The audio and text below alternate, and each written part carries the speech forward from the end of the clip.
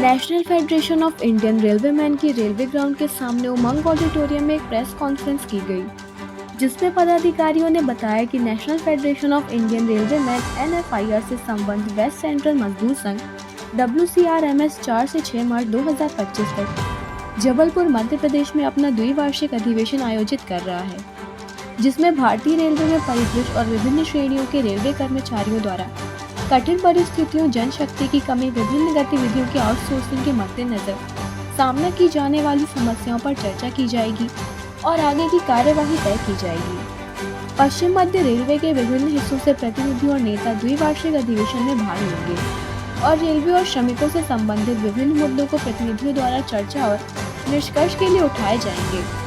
अशोक शर्मा, सहायक महासचिव NFIR और महासचिव WCRMS और CM उपाध्याय, अध्यक्ष WCRMS, इस 2 दिवसीय अधिवेशन की रूपरेखा कार्यक्रम के प्रमुख व्यक्ति होंगे।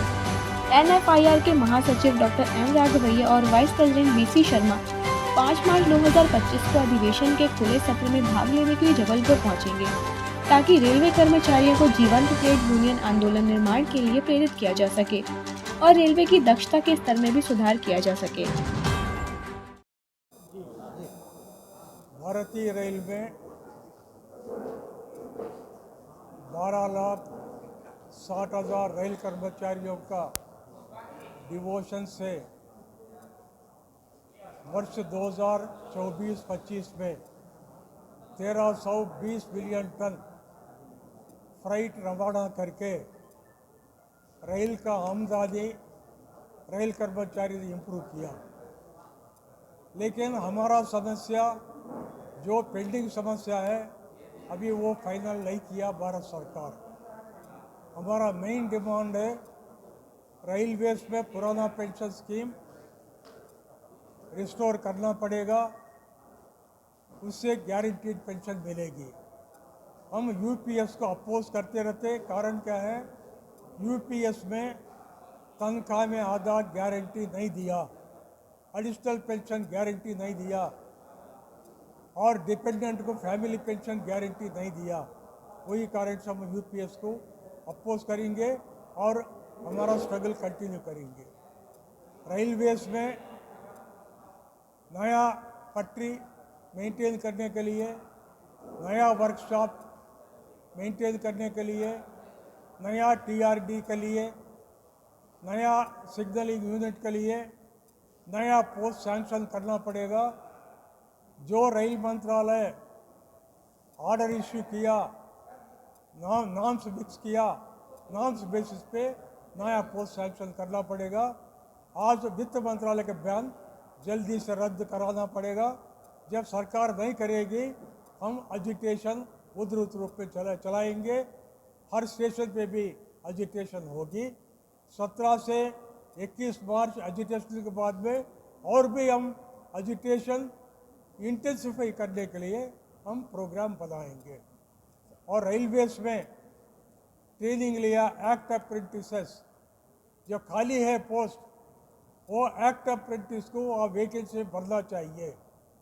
रेलवेज में फांसी में काम करने वाले कर्मचारी है, रेलवे इंस्टीट्यूट में गरीब कर्मचारी, वो लोग को लेवल 1 वैकेंसी में भरना चाहिए।